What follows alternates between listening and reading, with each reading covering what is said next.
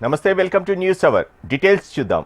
కిషన్ రెడ్డి వ్యాఖ్యలపై CM Revanth counter ఇచ్చారు. CBI ఈడీలతో రాహుల్, సోనియా గాంధీలను వేధిస్తున్న కేంద్రం కాళేశ్వరం విషయంలో ఎందుకు మౌనంగా ఉందో చెప్పాలన్నారు.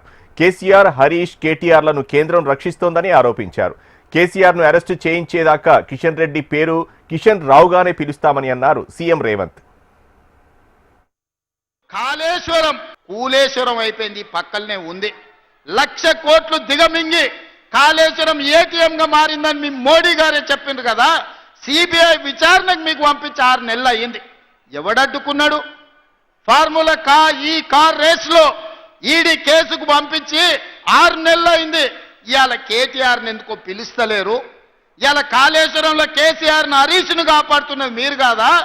ఫార్ములా ఈ రేస్లో కేటీఆర్ను కాపాడుతున్నది మీరు కాదా?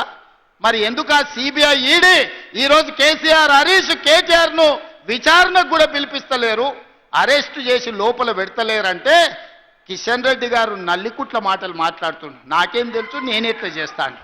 సోనియా గాంధీ గారిని, రాహుల్ గాంధీ గారిని మీ మోడీ గారు మీరు ఈడీ, సిబిఐలతోని వేధించవచ్చు, కానీ మీ చీకటి మిత్రుడు, మీ ఫెవికాల్ బంధం, మీ బీఆర్ఎస్ నాయకులను మాత్రం కేసీఆర్, హరీష్, కేటీఆర్ను, ఈ శుక్రాచార్యుణ్ణి, మారీచుని, సుబాహుడు రాక్షసులను మాత్రం మీ మోడీ పిలువడా?